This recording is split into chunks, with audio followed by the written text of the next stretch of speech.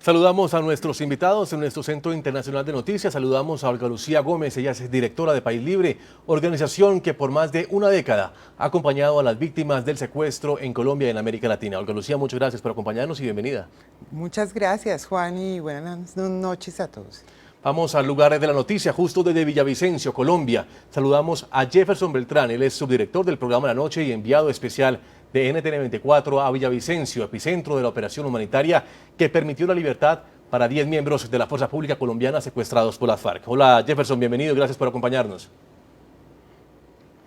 Juan Pablo, buenas noches para usted, para Olga, para todos los televidentes de NTN 24 en América Latina y como usted lo ha dicho, vamos a hacer un balance de lo que fue esa importante operación humanitaria que llevó a la libertad a 10 miembros, 10 integrantes de la fuerza pública, 6 policías y 4 militares. Pero también ubicar esto, Juan Pablo, en el contexto de todas las liberaciones, de las cuales han sido testigos todos nuestros televidentes de América Latina ya en los últimos 4 años y medio.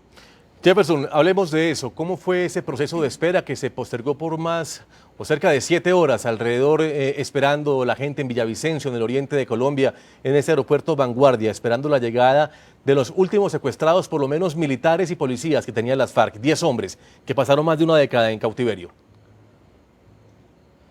Pues Juan Pablo, como usted bien lo apunta, estos años han sido pues una gran tortura para estas familias y los últimos días, o mejor las últimas horas de espera, pues no iban a hacer la diferencia. Evidentemente estuvieron marcadas por el mismo sufrimiento que ellos han tenido durante todos estos años.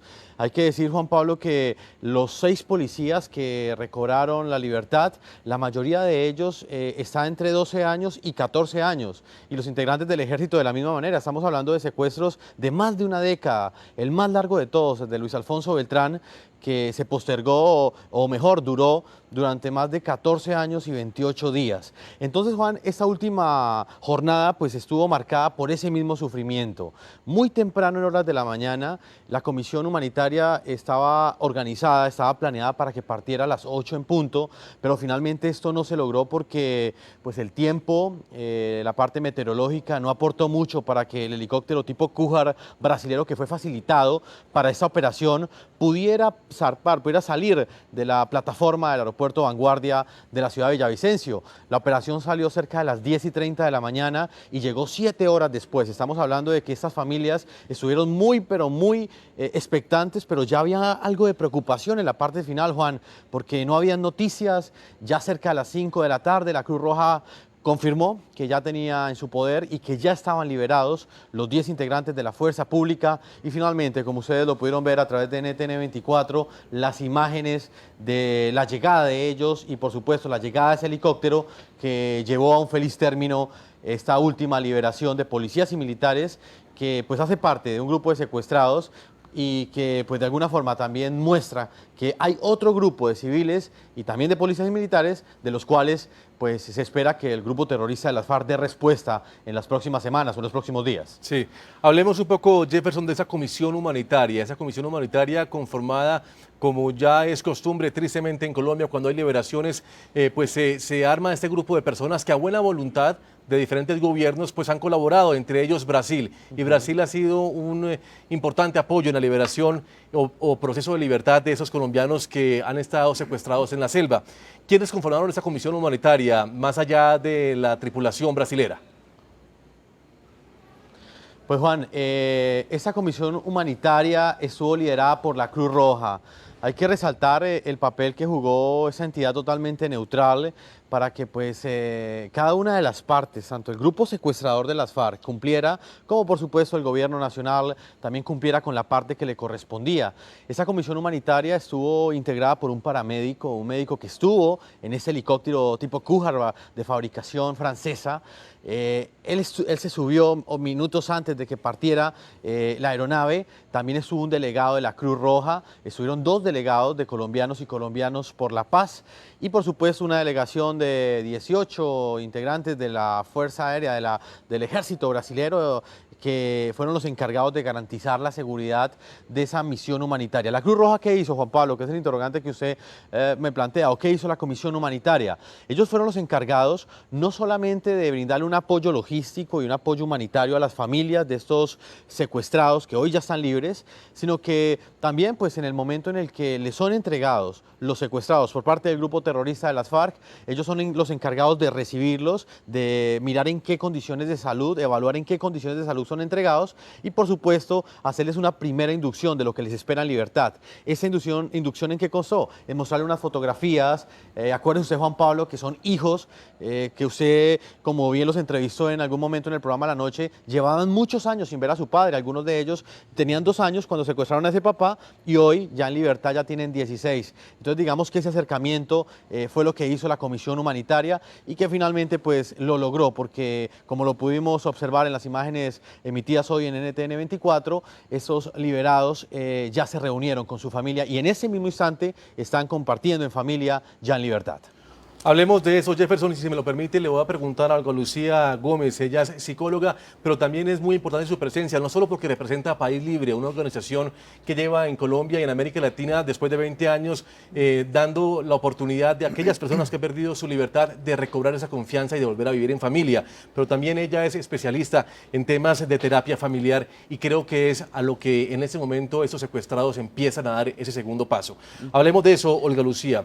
Cuando Jefferson nos muestra que la Comisión Humanitaria, nos dice que la Comisión Humanitaria les llevó fotografías a estos secuestrados que llevan más de una década en las selvas de Colombia, mostrándoles cómo han crecido sus hijos, cómo han envejecido sus esposas y cómo han envejecido ellos, cómo han cambiado después de haber sido secuestrados.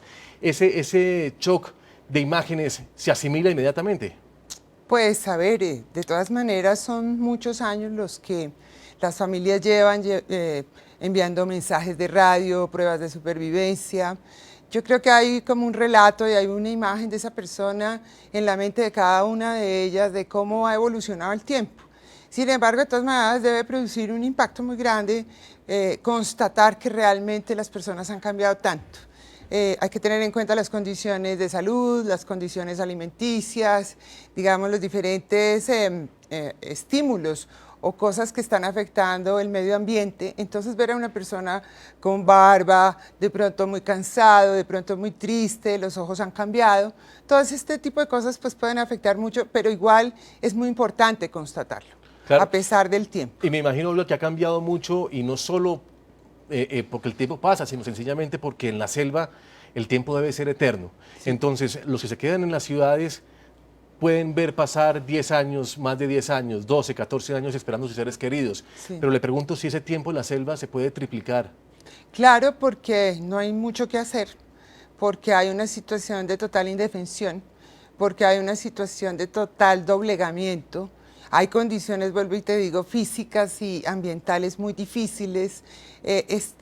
Pensar y pensar, no tener de pronto muchas rutinas, mucho movimiento, el encierro y el aislamiento son 2 cosas que afectan psicológicamente a cualquier ser humano. Entonces, el tiempo pasa de una manera muy distinta al secuestrado en cautiverio que a la familia. Estos años toca mirarlos muy bien. Cuando el secuestrado vuelve, hay que pensar que ellos tienen un tiempo y tienen una, digamos, adaptación, porque les toca adaptarse para sobrevivir, muy distinta a nosotros acá, digamos, en el mundo, en la sociedad civil, en la ciudad, en cualquier lugar de Colombia. Entonces, creo que lo primero, una recomendación para las familias es que hay que entender que el tiempo que ellos tienen interno sobre la vivencia que tuvieron del cautiverio es muy distinta al tiempo que vivieron las familias en la agonía de saber si estaban vivos o no. Hay un reloj que se altera, un reloj biológico que se altera y un reloj de sentimientos también, sí, claro, que está pidiendo a gritos emparejarse inmediatamente. Pero la recomendación que hace usted como psicóloga especializada en el tema de familia es que se tiene que dar más tiempo aún para que ese reencuentro sea positivo. Si no se hace clic en ese reencuentro, ¿qué pasa? ¿Hay un secuestro permanente en la mente de estas personas? A ver, los secuestrados en cautiverio tuvieron que utilizar todas las defensas psicológicas y todos los recursos de sobrevivencia psicológica y física para poder sobrevivir y resistir el cautiverio. Eso depende de cada persona tiene mecanismos de adaptación al cautiverio muy distintos y a situaciones, digamos, límite. Algunos se vuelven introvertidos, otros se vuelven más sociables, algunos interactúan, otros no. Además, en tanto tiempo pasa mucho de todo. O sea, ¿Es posible que alguno de ellos haya conservado sin doblegar su espíritu y su deseo de libertad en el interna? fondo del alma todos hacemos algo por preservar nuestro espíritu. Nuestra libertad está en los recuerdos, en el afecto a los familiares y en las creencias religiosas, en darle de alguna manera algún sentido a esta experiencia tan dura. Pero esas defensas, digamos, las personas la incorporan para hacerlo, para sobrevivir, como decía anteriormente. Entonces, cuando vuelven del cautiverio, esas defensas siguen ahí. Eso no pasa de un día para otro. ¿Es lo que se conoce como estrés postraumático? No, son mecanismos de sobrevivencia. Sí. Y resulta que con que uno llegue, con solamente el hecho de uno llegar libre, no cambia esas defensas psíquicas que duraron tanto tiempo en cautiverio. Entonces, no siempre es fácil quitarse, por decir algo, esa armadura psicológica con la que tuvo que sobrevivir el secuestrado, sino que se demora un tiempo en volverse a readaptar, en volver a evaluar cómo es el medio ambiente, cómo es su familia, cuáles son los cambios, y no necesariamente y no siempre se logra quitar esa armadura que tuvo que tener el secuestrado para sobrevivir.